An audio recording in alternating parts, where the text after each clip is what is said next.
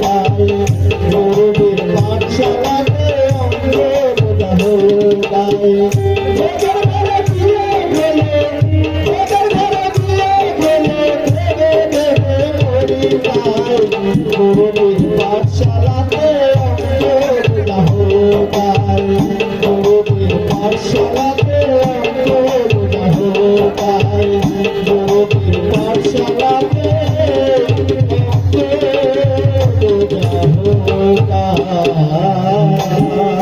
কি বাউল ভাই যোগ বিয়োগের অঙ্কে আমার ভুল হলো কোথায়? ভুল হলো বলে কি কালিদা? সাগরের বয়সে তোমাদের কাছে যোগ হওয়ার কথা, উল্টো সাগর তোমাদের কাছ থেকে বিয়োগ হয়ে চলে গেল। বাউল ভাই ভালোই হলো কালিদা, ভালোই হলো। ছেলেটাকে ভালো করে খেতে দিতে পারছিলে না, ভালো করে লেখাপড়াও শেখাতে পারছিলে না। সত্যি বাউল ভাই, অরিন্দম বোসের ভাগ্নির সঙ্গে যে সাগরের বিয়ে দিতে পারবো আমি কখনো স্বপ্নও ভাবিনি। দাদা বিটুর সবাই ওকে আমার করে তুলে দিয়ে বলেছিল কালি কালি রে আমি চলে যাচ্ছি, আমার সাগর তো আপন বলতে এই পৃথিবীতে কেউ রইল না, তাই ওকে আমি তোর কাছে দেখি না গেলাম। দুটি মানুষের মতো মানুষ করি, আজ মনে হচ্ছে দাদার কথায় হঠাৎ আমি রক্ষা করতে পেরেছি। থাক না ঘর জামাই, ক্ষতি কি? ভালো ঘর ভালো মেয়ে পেয়েছে, লেখাপড়া শিখে অনেক বড় হতে পারবে, 10 জনের 1 জন হতে পারবে। নিশ্চয়ই পারবে কালিদা, নিশ্চয়ই পারবে। ভগবান যখন মুক্তি চেয়েছেন তখন সাগরকে আর পায় কে? বাউল ভাই গুরুজির পাঠশালাতে অঙ্ক বোঝা হলো গায় গুরুজির পাঠশালাতে অঙ্ক বোঝা হলো গায় তোদের ঘরে দিয়ে গেলে তোদের ঘরে দিয়ে গেলে ভেবে ভেবে মরি তাই গুরুজির পাঠশালাতে অঙ্ক বোঝা হলো গায় গুরুজির পাঠশালাতে অঙ্ক বোঝা হলো গায়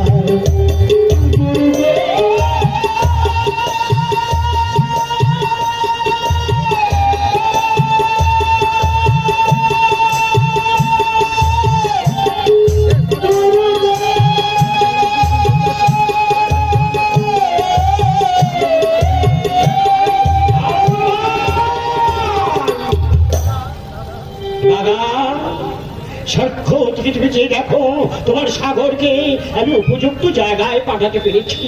তুমি তাকে আশীর্বাদ করো দাদা, তুমি তাকে আশীর্বাদ করো। সে যেন 10 জনে 1 জন হতে পারে, সে যেন 10 জনে 1 জন হতে পারে। কিরে করলেন, কিছু বলবি বাবা?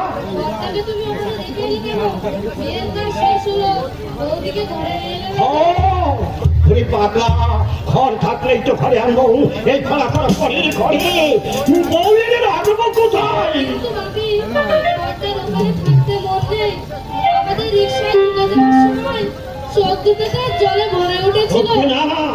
এতদিনের মায়া কাটানো কি সহজ কথা? যাক তুই কয়লা নিয়ে আমি আজকে ধরিয়ে দিই, আজকে ধরিয়ে তোর ভাত চাকিয়ে দিই। তোর স্কুলের সময় হলো, আমাকে আবার কারখানায় যেতে হবে। আমার আর যেন কিছুই ভালো লাগছে। পর্দার সঙ্গে আমি খেতাম, আমি শুতাম, সে আমায় পড়াতো, কত আদর করতো। রোজ সন্ধ্যায় সে আমাকে গান শোনাতো। তাই তার ছবি পড়ে মনে, তার ছবি পড়ে মনে,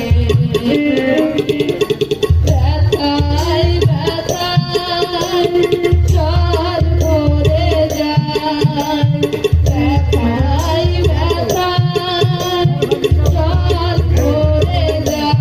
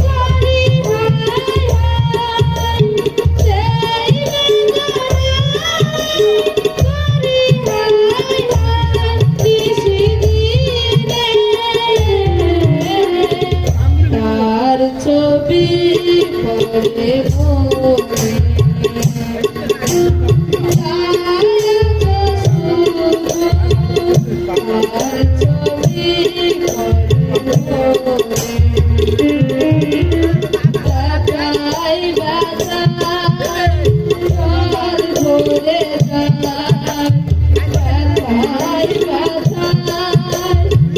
জল ভরে যায়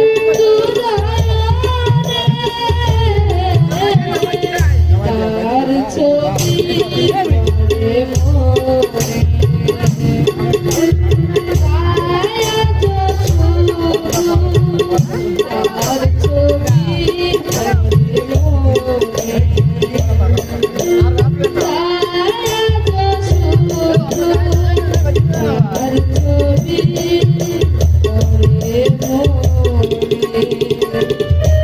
সাগরের অভাবে সারা বাড়িটা যেন খা খা করছে, দুজন যেন সুর উঠে পড়ছে। না না না, সাগরের ভাবনা আর ভেবে লাভ নেই। এবার সৈকতের একটা হিল্লে করে দিতে পারলো। মিললে দয়া করে তোমাকে করে দিতে হবে না বাবা, সৈকত। আমার ভাবনা আমি নিজেই ভেবে নিতে পারবো। সৈকত, এসব তুই কি বলছিস বাবা? বলতে তুমি আমাকে বাধ্য করেছো, দাদাকে তুমি রাজা করে দিলে, আর আমি যে তোমার নিজের ছেলে আমাকে বুঝি গাওয়ান করে ঠিক করেছো। লেখা বলা যে তোর কোনোদিন হবে না, সে তুই এক ক্লাসে 3 বার ফেল করে সবাইকে বুঝিয়ে দিয়েছিস। তাছাড়া অরিন্দম বোসের সঙ্গে সাগরের বাবার বন্ধুত্ব ছিল, সেই সূত্র ধরে তার ভাগ্নের সঙ্গে সাগরের বিয়ের কথা শুরু হয়েছিল। আচ্ছা তাহলে তোর এত হিংসা হচ্ছে কেন? তাছাড়া মুরারি বাবুর মেয়ের সঙ্গে তোর বিয়ের কথা তো পাকা হয়ে আছে, আর সেই জন্য তো আপদে বিপদে তিনি আমাদের টাকাটা সেটা দিয়ে সাহায্য করে। এমনকি আজ 2 বছর আমাদের এবারটা থাকতেন, বিনা ভাড়াতে থাকতেন দিয়েছেন। তবে মুরারি বাবুর ওই কালো কুচকুচে মেয়েকে আমি বিয়ে করতে পারবো না বাবা।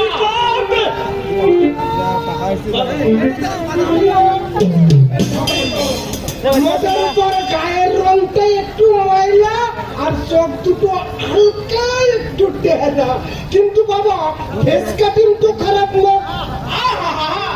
ফেসখানি মানে যেন সারা গাছের পেতনি।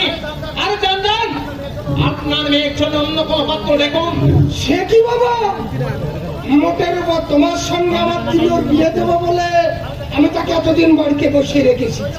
নইলে কত লাখপতির বাচ্চা আমার পায়ে ধরে আমার তিলু মাকে বিয়ে করার জন্য কি সাদা আমি রাজি হইনি।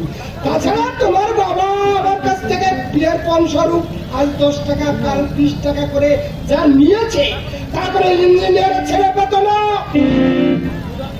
শুধু আমি ওই কালীচরণকে কথা দিয়েছি, হঠাৎ ফিরিয়ে নিন। টাকাগুলো ফিরিয়ে দাও। 2 বছরের বাড়ি ভাড়া আমি কিন্তু সুদ সমেত চাই, মোটার উপর পাই টু পাই আমি হিসাব করে রেখেছি। বেশ করেছে, টাকা যে হাত পেতে নিয়েছে তাকেই বলুন। সেটাকে তো আমি তোদের কাছে খরচ করেছি। তুমি আমি চললো সৈকত, এই পথ সৈকত খুঁজে নেবে বাবা। তোমার ওই পছন্দ করা পেত্রীকে সেই বিয়ে করবে না। সৈকত, আর এই শুয়োরের খোলাও সে ফিরে আসবে না। সৈকত, কথা শোন বাবা, কথা শোন।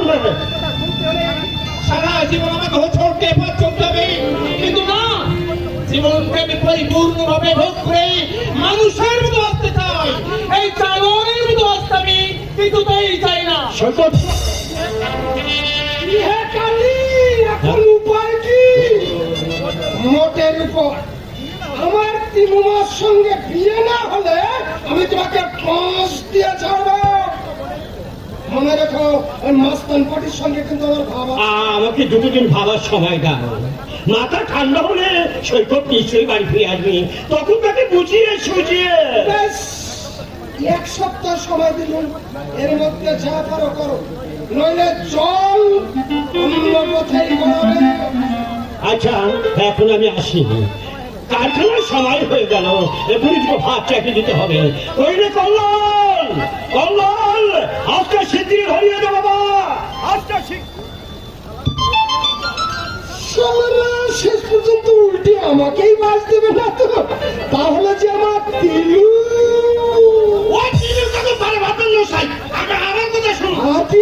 আগে গোল্লা আগে ভাবছিস কেন? আমি তো তোর জন্য এখানে অপেক্ষা করছিলাম। তারপর গোল্লা খবর কি বল? বলছি তো আমার নাম গোল্লা নাই, আমার নাম শ্রীমান গো। আগে আগে বাবা, অত বড় নাম আজকের বাজারে চলে না। তার চেয়ে আমার, তাছাড়া ওই অত বড় নাম ডাকতেও কষ্ট হয়, তার চেয়ে ওই গোল্লাই ভালো। যাকে খবরটা কি বলতো দেখিনি। আগে খবর শুভ কথা বলে দেখলাম চেষ্টা করে কাজটা হতে পারে আর কি হতে হতে পারে নয় বললে, হতে পারে নয়, হতেই হবে। আজ 12 বছর ও স্বামী মরেছে, সেই দিন থেকে আমি হাপিত্তিস করে বসে আছি। আর নয়, কালই সরাসরি ওর বাড়িতে হাজির হয়েছ। কালই চল, তাহলে এই সারা ধবধবে মাথা নিয়ে যাবে নাকি? আরে তারই কলম কিনে নিয়ে আয়। ওরে বাবা, আমি কলমে কি হবে? তোর পোশাকের ওই বাহারটা পুষ্পরণে আরে কোট শার্ট টাই মোজা সব দোকান থেকে কিনে নিয়ে আয়। মোটের উপর ছোকরা সেজে না গেলে ছুরির মন্টু। তুমি তো টাকা টাকা এই নে, এই নে ধর 300 আছে, যেটা বেশি থাকে সেটা তোর বকছিস। এই নে ধর।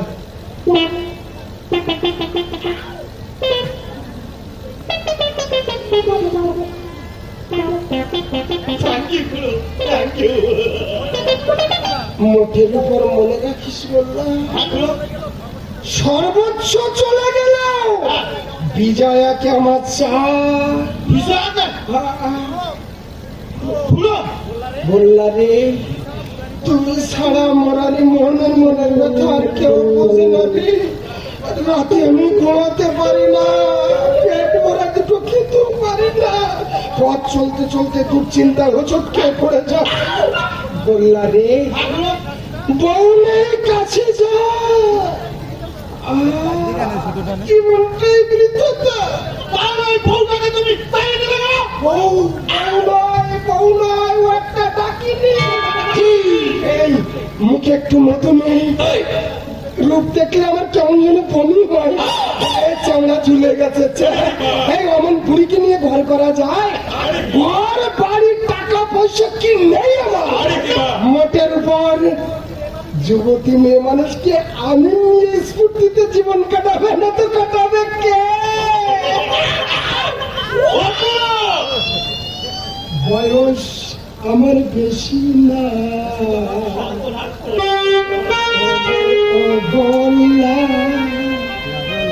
চুল কটা পাইয়ে গেছে বাতাসে। ওই বাড়িটা আমার তোমার না, কথা ও কথা মুখে তোমার না, তাহলে কিন্তু মরিয়ে যাবা নে ভূতসে। বয়স আমার শালা বুড়ো শকুন মরার মতো হয়েছে, একেবারে শ্মশানে দিয়ে বসে আছে, তাও এখনো বিয়ে করার জ্বালা উঠেছে। কিন্তু আমি কি করবো, আমারও তো একটু ভালোবাসতে মন চাই। প্রেম জেগেছে আমার মনে, বলছি আমি তাই, তোমায় আমি ভালোবাসি, তোমায় আমি চাই। বাবা, বাবা, দারুণ চাই।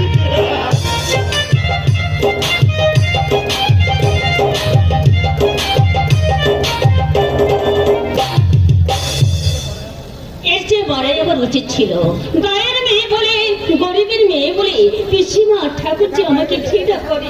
কেন কেন ঠাকুর, তুমি আমাকে গরিবের ঘরে জন্ম দিয়েছিলে কেন? আর জন্মই যদি তুমি আমাকে দিয়েছিলে, বড় লোকের ঘরের বউ হওয়ার সৌভাগ্য কেন আমাকে দিলে ঠাকুর? কেন দিলে কেন? কেন সীতা, তুমি সবসময় চোখের জল ফেলো কেন? কি হয়েছে তোমার?